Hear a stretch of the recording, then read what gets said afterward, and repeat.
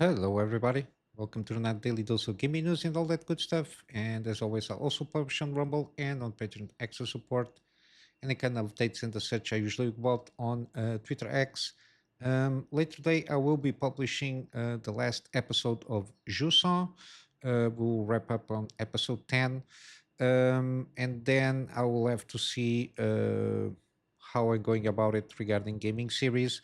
Um, I've been trying to record Expedition 33, but it's been a challenge there. I will explain later. I will cover some stuff here on the gaming news. Other than that, got completed gameplay series here. But yeah, this is what I got for channel updates. Let's go from some news. We've been seeing some interesting stuff for AMD regarding the Jack Yuan. They did an interview couple of months last year, a few months ago, last year, late last year, if not mistaken, regarding UDNA strategy there, which is basically integrating RDNA and Ryzen architectures in one, which is basically called UDNA, Unified, whatever this is, DNA stuff there from AMD.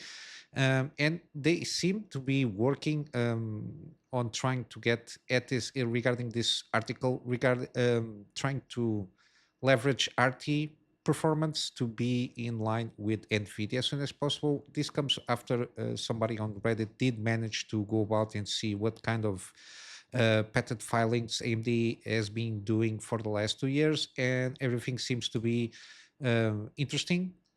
Already see some RT performance uplifts, especially in terms of comparatively between each RT core, how it performs way better from RDNA 3 to RDNA 4. The RT cores really do perform very well. Even 9070 XT overperforms like at least double in terms of ray tracing comparatively with my own GPU, which is a 7900 XTX, which is something to behold, given that 9070 XT is not even the high end, it's kind of the middle eye kind of a thing there, which is very interesting. And even on not on sorry non-ray traced workloads, in terms of games, it in some scenarios it does perform almost to the same level that the 7900 XTX.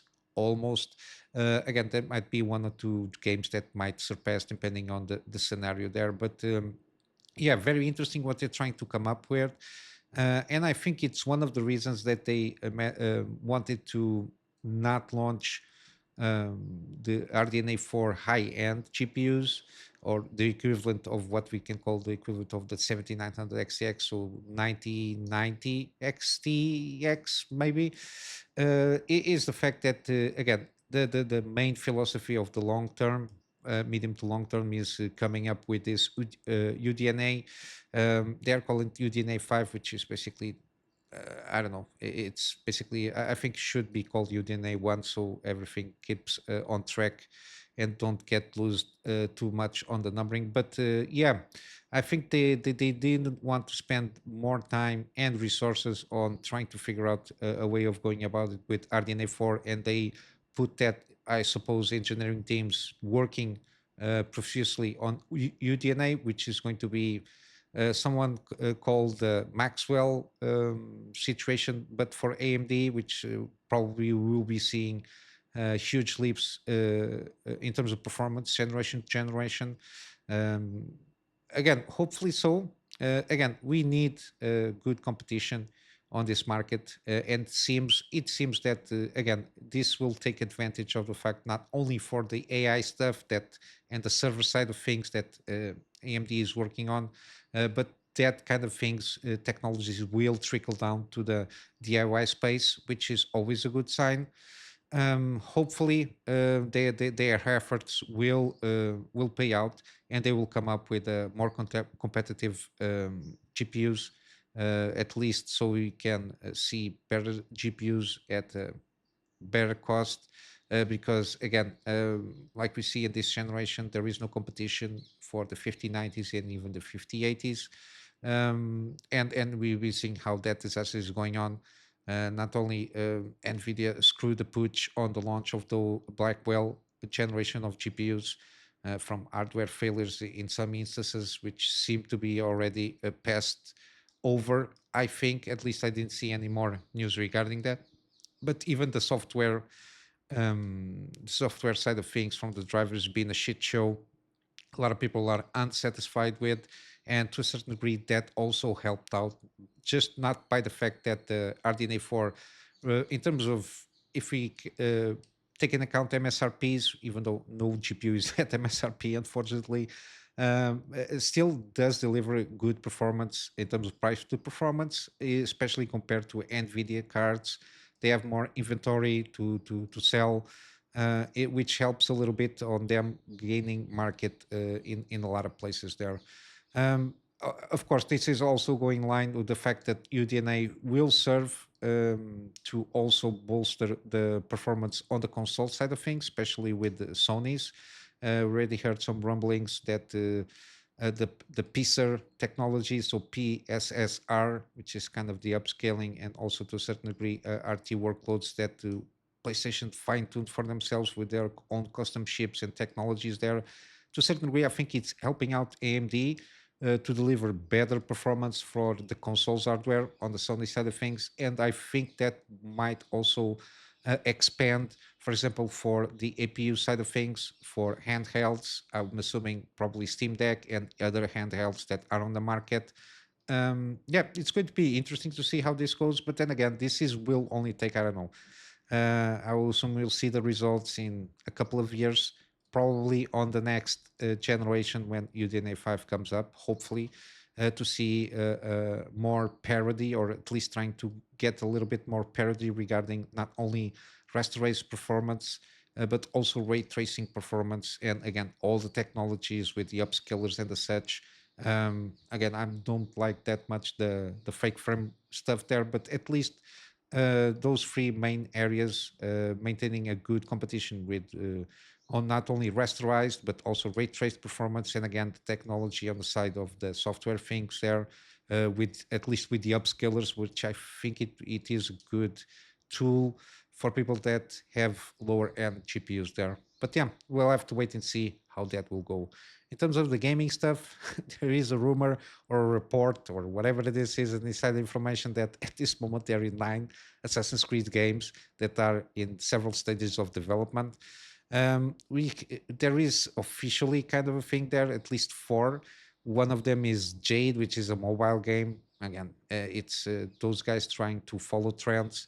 This one is set in ancient China. There is one that supposedly is Invictus, which supposedly is a Fall Guys style multiplayer spin-off. Again, I don't know what the hell. The franchise already lost the identity some time ago, in some games ago. So I don't know what they're trying to do here. They're trying to use the IP to like a shot to the ball kind of a thing there, to try to catch all the markets at once with this Assassin's Creed IP there.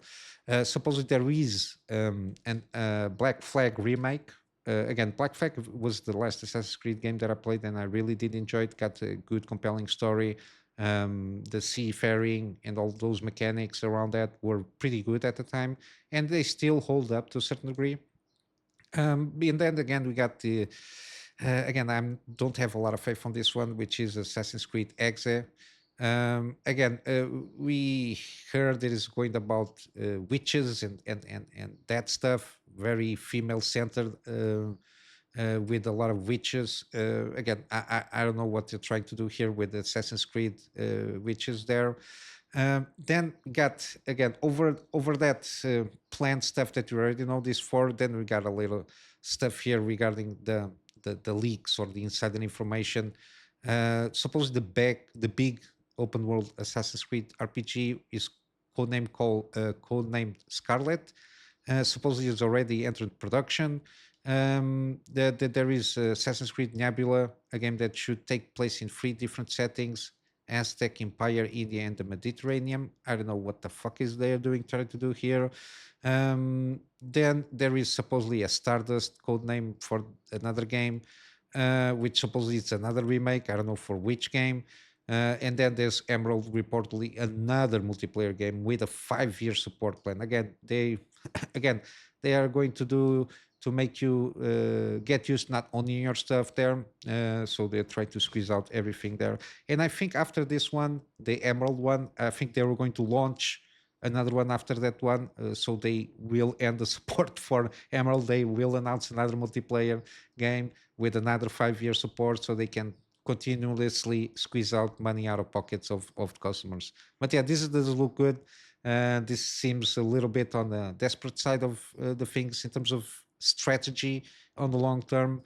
Again, they needed to focus more. I think it was what we can call a return to form. Let's say was Assassin's Creed Mirage, a more focused game, in more focused on the assassination part of things. There, again, I think they should look for or create another IP for this open world RPG stuff. So we've got Far Cry, which supposedly should be more tailored to that. Even some Tom Clancy IP games can cater to that niche of not niche, but that part of the market. Again, Assassin's Creed, I think, is something that it's can have RPG mechanics there in terms of abilities and the such, but I think it's more in line with stealth mechanics more than anything else in assassinations there than just old plain action adventure. I think it serves best IP, but who am I to to have anything to do with that? But then again, I vote with my wallet, and yeah, my last vote with my wallet regarding Ubisoft games. I don't remember which one. Maybe it was even Assassin's Creed Black Flag. I think it was the last game that I bought there. In terms of the Assassin's Creed, I think. Wait, I think it's Splinter Cell Blacklist was after Black Flag. I know I played that one, but yeah, it's been a long time since I got any kind of interest on Ubisoft games. But yeah, we'll see how this goes. This to that subsidiary that will have the licenses to produce games for Ubisoft IPs, the Assassin's Creed games, the Tom Clancy stuff there, and the Far Cry. I don't think it's going to do very well because again, it seems like a very desperate move there to try and keep afloat. And these kind of big companies, when they reach this kind of strategies, finicky strategies, usually they will not last too long. But we'll have to wait and see how that goes. Then we got Clair Obscur again. This is a game I'm trying to record some episodes. It's been very tough. There is a simple solution on the majority of AMD users. I did a video on that. It's been receiving quite good reception or above the normal from the videos that I've been doing on the channel regarding this simple solution. It seems to resolve basically in a majority of people that have AMD GPUs to resolve any kind of issues regarding stuttering. But in my case, I've been having some freezes, which afterwards will give will shut down the game, the crash the game basically. I tried every solution possible. There is a viable option in playing the game, which is playing with DirectX 11 API, but yeah, the asset loading and the textures, it's a little bit all over the place. They are not loaded properly, and I didn't find any kind of optimizations for the DirectX 11 stuff there. Everything is revolves around more DirectX 12 there. I can't kind of mitigate a little bit there. Usually has to do, I think it has to do a little bit with shader compilation. I don't think the game is doing not only proper shader compilation, but the asset streaming and the such. I think it's conflicting somewhere in the engine that lends itself to the game freezing and then crashing. Um, because usually when I stay still, I already test that. I stay still with the game open, usually can last like 2, 3, 4 hours without any issue. And then after I start moving the character, I think it's something things loading on the background. I don't know what kind of issues and lack of optimization in that sense happens, at least with my current setup. It just freezes. Sometimes I can play half an hour, sometimes it's just 1 minute afterwards being in game. again, I tried all possible solutions. There is at least 15 to 20 possible solutions. I tried all of them, and combinations of all of them. I spent entire weekend around that. The best that I can do is having a good session of half an hour. But yeah, we'll see how that goes. Hopefully, during this week, they do manage to launch a proper patch on the game, so at least addressing these situations. But yeah, other than that, the game has been selling very well, and from also what I played, I can tell the game is pretty good. I like the combat mechanics there, the turn-based with the added thing with the QTEs. Uh, let's say the story is very mysterious, very mature. It deals a lot with between it's a little bit with war. There's a lot of existentialism involved in that, but I'm still on the beginning. There is kind of the shell shock kind of a thing there on the beginning. There is happening a lot of stuff happens on the beginning that is, besides being mysterious, it deals with a lot of trauma. And one of the good things is the nuance that they deal with it. You don't have like dialogue with trauma dump telling you why they are feeling like this. You can tell by the acting also, which is very good. The voice acting plus the soundtrack accompanying that. You can tell how the characters are feeling, and the fact that they to a certain extent, sorry, they feel traumatized and that they have difficulties expressing those feelings, but they understand each other because they are going through kind of the same situations to a certain extent. And I really do enjoy them not thinking that players are stupid, not understanding what the characters are thinking or feeling. They trust that players do understand the characters, and that they, to a certain degree, can empathize with the situation itself if they put themselves in the character shoes. I really do appreciate that, at least until now. And again, the gameplay mechanics are very interesting. I'm still kind of, I think, on the later part of the prologue in terms of game mechanics, but I'm enjoying very much the possibilities that you can use all the different things there in your advantage there. But yeah, this article basically goes about that the fact that there is an analyst that saying that the Expedition 33 is selling on average better than Final Fantasy games and all the JRPGs that are on the market, and they came on the market in the last 5 years.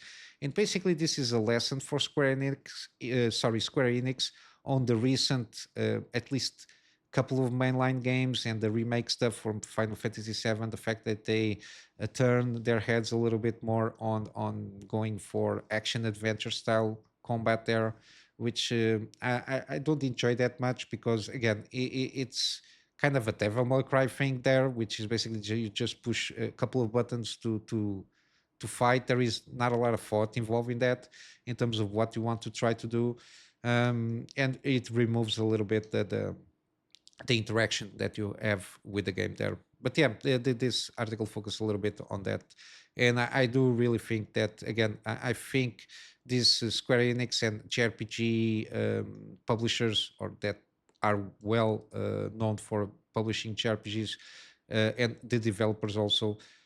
I think they can take a lesson out of Clair Obscur Expedition 43 regarding what you can do and tweak around and experiment with the turn-based battles there, because I think, at least so far from what I played, there is a lot of stuff involved here on what you can do there on this game in terms of the combat itself. Then you got here from Factors Live. They're usually pretty good with anything regarding wikis and guides. Again, if you want to take a chance of no rest for the wicked, they launched recently a big update, bringing more characters, more combat mechanics, more classes, more world to explore, a little bit more story.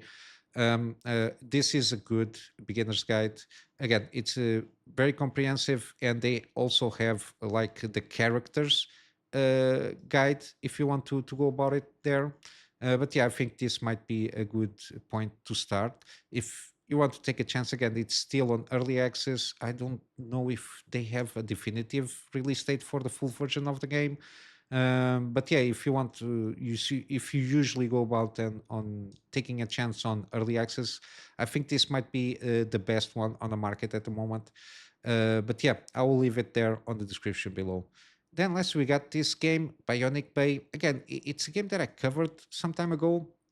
That again, I'm interested on this one. This is kind of a puzzle game with a lot of physics involved. They launched a trailer recently of kind of the launch date thing, if not mistaken, and it's a very tricky kind of a puzzling game. Got to think things through. And there is this review that I found on Niche Gamer, and again, seems pretty good. The only thing that it's kind of the con there, it is regarding the trial and error. It might have a little bit too much trial and error for some gamers. Again, there's going to be a lot of experimentation, trying different solutions for the puzzle there. But yeah, other than that, it seems very excellent. Physics based 2D platformer puzzle solving game here. And I'm interested on checking this one. There is and it's a cheap one, $20. I think it might sell also pretty good. But yeah, other than that, this is what I got for today. Again, Monday, slower days in terms of news. And let's go for some gaming deals. We got the Highland Song. Again, this is also kind of a 2D kind of platformer kind of thing. Seems interesting. Very positive feedback from the players that play this one. The art style is very interesting. I kind of like this kind of different take here. And it's 50% off. We got Citizen Sleeper.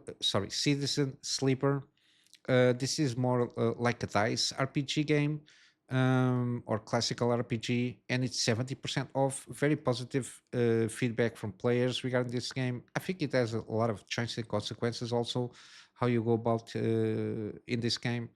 Then you got Dark Souls Trilogy is still on sale, 50% off in all of them. So Dark Souls Remastered, Dark Souls 2 Scholar of the First Sin, and then Dark Souls 3, which I do recommend Deluxe Edition because of the two DLCs there. Then we got Dead Space Remake, um, which is 75% off. Again, I do recommend this game. At this price point, I did do a gameplay series on this one, and if you're curious about it, you can check out the first episode to have a feel of how good this game is. Then you got Dredge. 40% off on the digital deluxe edition. It's one of those that I'm very curious to try out also.